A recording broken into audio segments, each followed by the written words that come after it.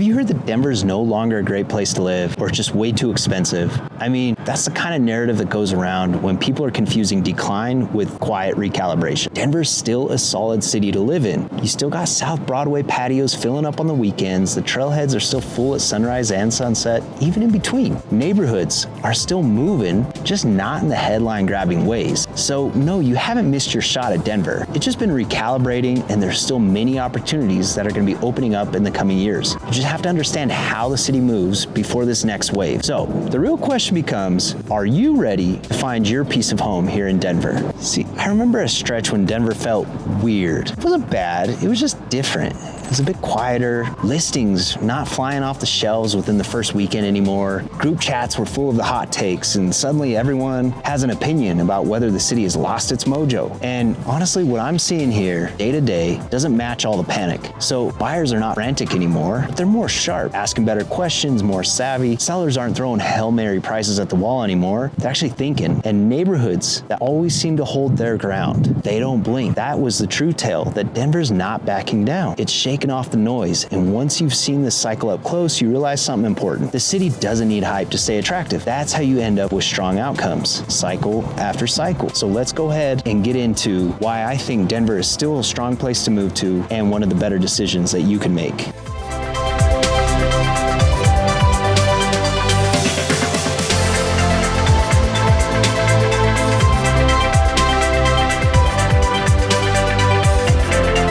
I'll be honest, Denver did rely on hype to pull people in from like 2012 to 2017. Outside of that, it really has not relied on that same hype to pull people in. The people that choose this place aren't usually chasing hype or headlines. They're chasing a lifestyle rhythm now. Now, I'll give you a real life example. I had a couple relocating here from another hot market in the Western US. They even said, man, we really thought Denver was past its prime. They're worried that they'd missed their window, that prices wouldn't really justify the move anymore, and that the lifestyle hype wouldn't match real life. Now, that fear totally makes sense when you hear that population growth has slowed to a crawl compared to the last decade, and migration headlines keep screaming that people are leaving the state. Then they spent one long weekend here. You got an early morning walk around Wash Park while the city was still quiet, breakfast on South Broadway, laptops out, no rush to leave, a late afternoon stroll through Rhino where galleries are just opening up and patios are filling back in. By Sunday night, they weren't debating if Denver was still worth it. They're asking, okay, now how can we make this move here? Now, see, when that noise fades, the lifestyle remains firmly in place here. It pleases all of us who still live here. You got housing inventory that's up compared to the frenzy years. Homes are sitting a little bit longer. Buyers aren't as frantically offering everything but their unborn child just to get into a house. That market frenzy pushed prices, but it also pushed buyers' remorse to an all-time high. Now, here on the ground, it feels calmer. You still get 4 real seasons without feeling boxed in. You can knock out a full workday, catch golden hour from a trailhead, and still sit down for a late dinner without sprinting through traffic. People aren't here because it's trendy. They're here because daily life feels better, less frantic, more intentional. That balance is rare, and once people feel it, they usually stop hunting for alternatives. See, that shift matters if you're thinking about moving, buying, or selling. When the hype cools, decision-making sharpens. The people choosing Denver right now are doing it deliberately, intentionally, even as net migration slows and the market shifts towards balance instead of chaos. So if you're serious about figuring out how this moment actually works for you, stop guessing. I'm Robin, your local realtor of choice. I help folks like you navigate this phase every single day. Buying, selling, relocating. Strategy matters more than ever right now. There's not just one market. There's hundreds of micro markets here. So my information is in the description. Call, text, email me anytime. We'll break down your options, your timing, your next move, all with real clarity. Slower growth sounds like a problem until you've seen what uncontrolled growth actually does to a city. Now, when everything's exploding at once, decisions can get sloppy. Prices start to disconnect from reality. People rush in without knowing why they're there. People offer insane appraisal gap coverages, waive most of their inspection contingencies. I mean, these are not advisable. Now, what's happening now is the complete opposite. Yes, population growth has slowed to well under 1%. Migration is down roughly 50 to 60% from the frenzy years. And suddenly, the market has room to breathe. Now, that's not a weakness, that's healthy digestion. So here's what it looks like on the ground. Weekday mornings feel calmer, traffic still moves, coffee shops still humming, but they're there's space to think instead of white-knuckling every decision. Buyers aren't panic offering anymore. Homes are sitting closer to 50 days on the market instead of disappearing in a weekend. Not because demand has completely vanished, but because people are finally allowed to think. Inventory is up compared to the peak chaos years, yes, but this means more options and fewer regrets, less buyer's remorse. Instead of chaos, you're going to get clarity. Clarity is healthy for a city that plans to stick around for a while. Fast growth feels exciting, but it's exhausting. It strains infrastructure, it pushes locals out, it turns neighborhoods into churn. Slower growth does the opposite and keeps people who are here on purpose, the ones building businesses, raising families, investing long term. That's how places stabilize instead of burn out. Now, let's do a quick impulse check for you. Does slower growth make you feel more confident about Denver's future, or does it make you feel a little bit uneasy? You could be honest, because here's the quiet win that no one talks about. When growth slows, the city gets to catch up to itself. Roads, transit, neighborhoods, local spots. You see it even in places like South Broadway or Tennyson Street, where the pace feels a little bit more intentional instead of frantic. And in pockets of like Highlands, where weekday afternoons feel livable again instead of jam-packed, the foundation gets reinforced instead of stretched thin. That's how you end up with stronger communities instead of flash in the pan popularity. And the proof is already visible if you know where to look. The slowdown didn't hit every corner the same way. Some areas barely noticed it. Others adjusted quickly. Now, Denver has never been one market. Right now, the difference has never been more obvious. So let's get specific about where the shift is already showing up around the city. You don't spot this changing pattern by staring at citywide headlines. That's not how it works. You feel it block by block, neighborhood by neighborhood. Denver's never moved in one clean, tidy market. And right now, the split is sharper than it's been in years. So take established areas like Arvada or Littleton, for example. These places didn't blink when growth cooled. Homes didn't suddenly lose value. What changed was the tempo. Properties are sitting closer to 30 to 40 days on the market. Buyers are actually circling back for a second look. Got evening walks, morning drive tests. People aren't rushing, they're choosing. Now, that's a very different kind of demand. Now, contrast that with pockets that rode pure momentum. So you got certain downtown corridors or fringe-heavy areas that felt slow down first. The listings linger more. The mountain markets were flooded with demand during the frenzy years. Now, they've cooled to reality as the market realizes not everyone's cut out for mountain living. You got certain further fringe areas like Parker, Castle Pines, Castle Rock, Brighton, Thornton. The price cuts show up a little bit faster, and it's not dramatic. It's just honest. The market didn't disappear. It just recalibrated. And when migration drops by roughly half compared to the peak years, the places built on short-term urgency, they feel it more immediately. Then you've got neighborhoods like the Highlands or areas like Lakewood or parts of Rhino that are kind of landing right in the middle. They're still active, still social, still magnetic. You see it midweek when patios are filling up by 4:30 instead of 8. You hear it in the steady foot traffic. It's not frenzy. These areas benefit from lifestyle fundamentals, proximity to trails, walkability, commute sanity. That's why they absorb the slowdown instead of cracking. Now, here's the key detail that most people miss. Even with population growth slowing to well under 1%, demand didn't vanish. It just concentrated more. Buyers are becoming more pickier, sellers became more realistic, inventory climbed just enough to give people options, but it's not flooding the system. That's how separation happens quietly. Denver slipped it back into this micro market behavior, and historically, that's when certain neighborhoods start pulling ahead without all the noise. But here's where it gets more interesting. This separation isn't just about preference, it's about physics, where the city can actually grow, where it can't, and how supply quietly starts tightening, again, even in a calmer market. Now, that's where real pressure starts to build. Almost nobody's talking about this because it doesn't play well on a thumbnail, let's be honest. So even while things feel calmer, Denver never actually fixed its housing shortage. It just stopped yelling about it. So for years, the region needed about 34,000 new homes a year just to keep up. We haven't been hitting that number, and it's not even close. So during the slowdown, construction didn't surge. It pulled back. Permits dipped, projects stalled, builders hesitated. So while demand cooled, supply didn't necessarily catch up or overbuild like it did in 2006. So for example, legacy neighborhoods like Wash Park, Berkeley, and Hilltop, they're not adding really any meaningful inventory. They can't. The zoning is tight. Lots are spoken for. Turnover stays low. So even when inventory is technically up, quote unquote, those areas barely blink. Detached homes still move. They just move with intention instead of adrenaline. So meanwhile, most of the new housing Denver is adding Lands in redevelopment zones. You got condos, townhouses, multifamily. Think Rhino,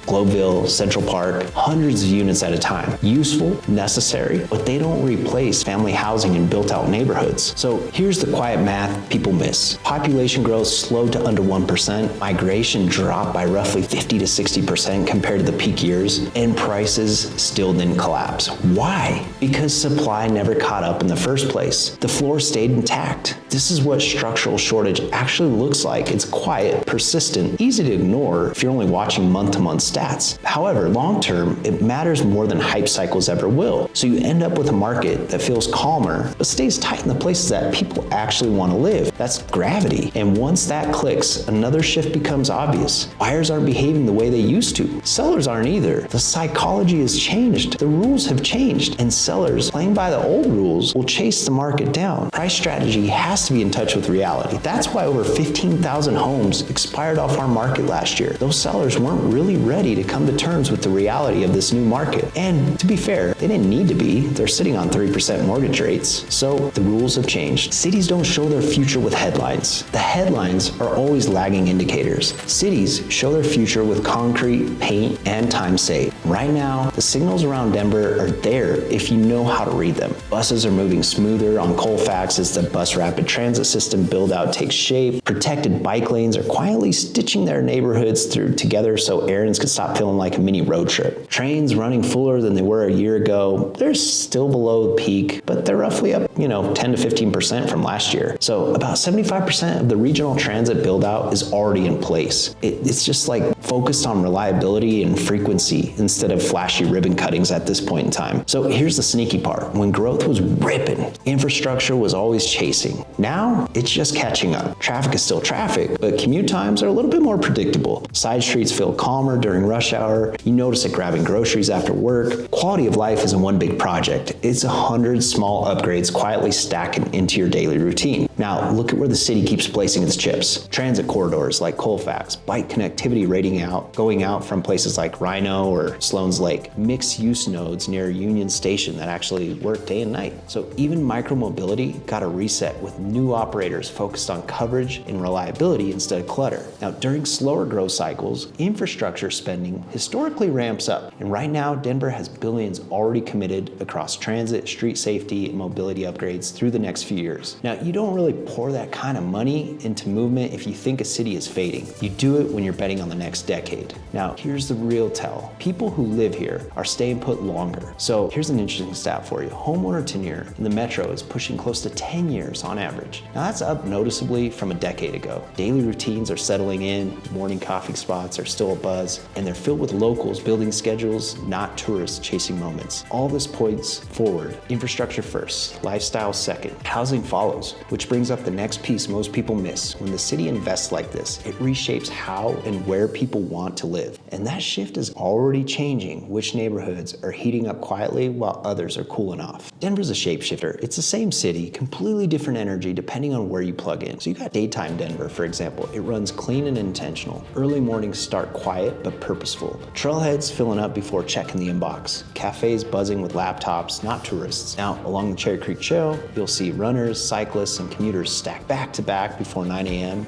It really kind of tracks the numbers too. Average commute times are hovering around the mid-20s, and that's short enough for people to still have time and energy before and after work. Errands are feeling efficient, meetings end on time. Well, maybe not always. You know how meetings can be, they can be annoying. They're not always gonna end on time, let's be honest. But you could stack your day without feeling rushed or boxed in. It's a city that I think respects momentum. So you work hard, you move your body, you handle life, and you're gonna still have some energy at the end of the day unless you have kids. Then the sun drops, the whole thing exhales. Nighttime Denver, it's not loud, but it's about choice. You can keep it low key with a walkable dinner and be home early, or you can lean into the buzz, music humming through corridors, patios glowing, conversation stretching a little bit longer than planned. You got South Broadway or East Colfax. That shift is obvious. Now daytime focus gives way to the steady nighttime hum, but it's not frantic, it's alive. The pace loosens without falling apart. So it's social without being completely overwhelming. That's what I like it. It's still lively. That contrast matters more than people realize. Some cities only work after dark. Others only make sense during business hours. Denver lets you pick your lane. Now, early riser, night owl, homebody, or social hopper, fitness forward mornings or slow dinner at night, or the opposite. The city doesn't force a lifestyle. It kind of molds around yours. And here's the underrated part. This balance is exactly why people stay longer. As I already mentioned, homeowner tenure here is pushing 10 years. Now, you're not burning out, you're not constantly recovering from the city, you get stimulation but without exhaustion, energy without anxiety. Now that mix is rare, especially in cities that grew this quickly over the last decade. Now, when you hear people say Denver feels calmer now, this is what they're reacting to. The city didn't lose its edge. Day and night stopped competing and started complementing each other. And once you notice that rhythm, it changes how you evaluate everything else. Where do you live? What do you prioritize? How you move throughout your week? And this leads straight into the next point, because the way people use the city now is reshaping how buyers behave across this market. What disappeared wasn't buyers, it was impulse. For years, the market trained people to react. You see it, you panic, you offer, and you just hope for the best. That muscle memory finally broke. And what replaced it is way more interesting. Buyers today are running internal filters before they ever step inside the house. They're stress testing scenarios, monthly burn rate, flexibility if life shifts. What happens if rates dip? What happens if they don't? This isn't fear, it's confidence built on clarity.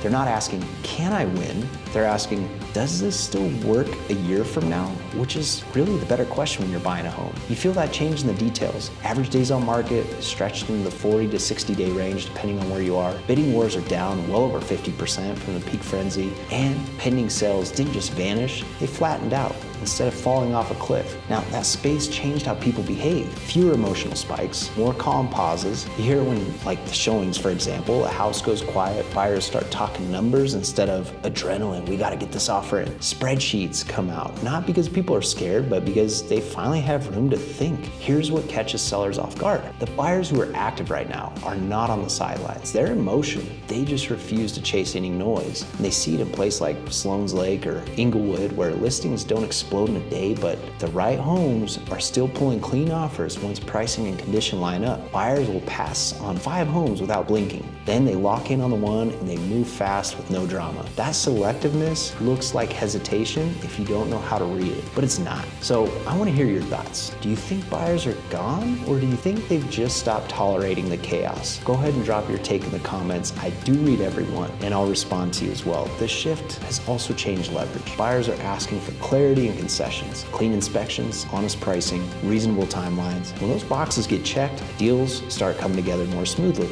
Now, the market didn't freeze, it increased its filters. And the biggest mistake right now is assuming old behavior will come back before the next move matters. And it just won't. This version of the home buyer is here to stay. Smarter, calmer, less emotional, more intentional. And ironically, far more dangerous if you underestimate these buyers. Because once buyers start thinking like this, timing stops being about luck, it becomes about positioning. Knowing when to move, when to wait, and how to use the moment instead of fighting it. That leads straight into the question everyone keeps asking the wrong way. How do you actually use this window without trying to time the market? See, Denver isn't moving up or down in one big block. It's fragmenting, and that's the tell. When markets cool evenly, that's a slowdown. When some neighborhoods keep pulling while others stall out, that's just resorting. Now, Denver's firmly in the second camp right now. Momentum isn't gone, it's just uneven. And if you're still talking about the city like it's one market, you're already missing the full story. So in pockets like Wash Park, Platt Park, and Berkeley, well-priced homes are still gonna pull strong attention inside the first 10 to 14 days. It's not frenzy, it's not chaos, just steady traffic from buyers who already know what they want. Now you shift a few miles over into the areas that leaned harder on momentum,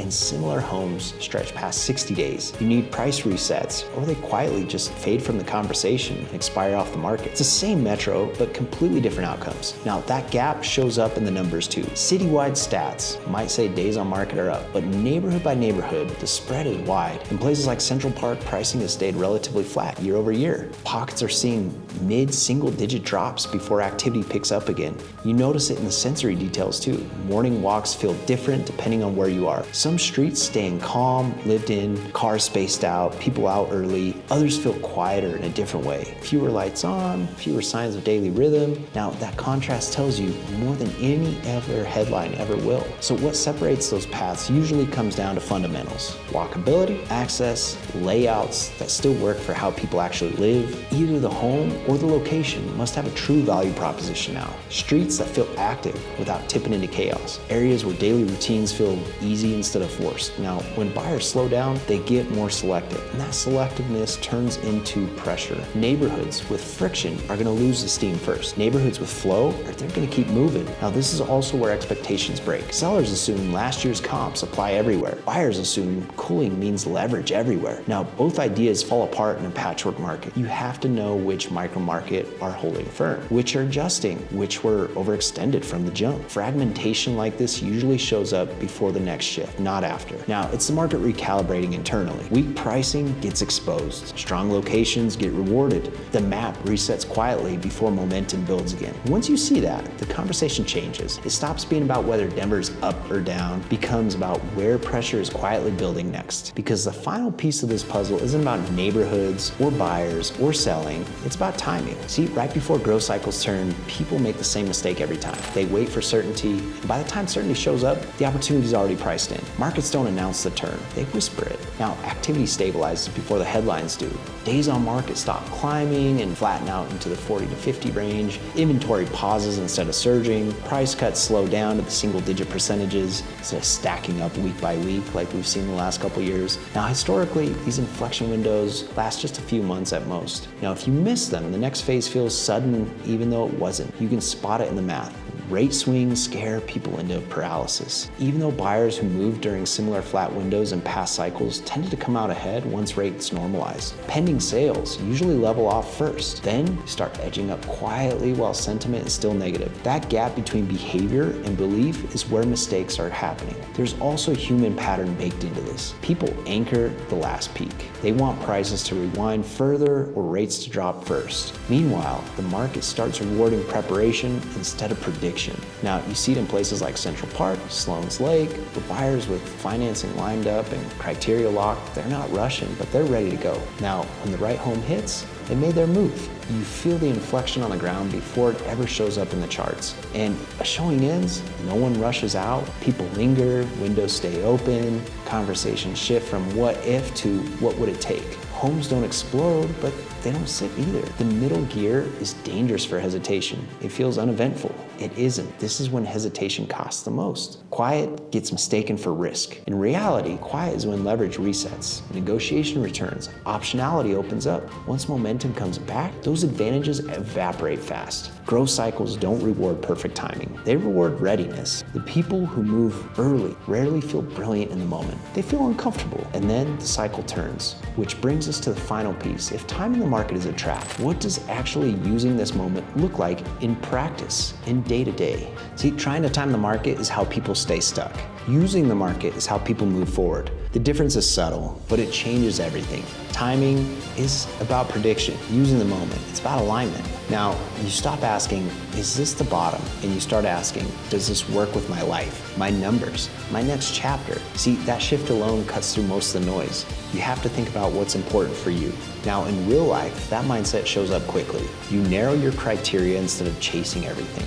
You decide what actually matters to your daily rhythm. Now, commute tolerance, floor plan, how the neighborhood feels on a weekend and a weekday. When days on market hover in that roughly 45 to 60 day range instead of spiking week after week, when price cuts slow down, when the same homes keep pulling second and third showings, now those are usability signals, it's not timing signals. You build optionality. So financing lined up, decision fatigue already burned off, a clear yes and a confident no. That way, when the right opportunity surfaces, there's no scrambling. You step in calmly while everybody else is still debating the headlines. That's how people capitalize on quiet windows without even realizing they're in one. It's the same rhythm Denver slips into between growth spurts. So one detail gets overlooked constantly. You don't need everything to be just perfect. You just need things to be workable in your day-to-day life. They will never be perfect, trust me. Markets reward decisiveness during calm periods, not reckless moves. So clean, thoughtful moves that fit your life. That's what's most important. See, this approach works whether you're buying, selling, or planning your next move. You stay engaged without being reactive.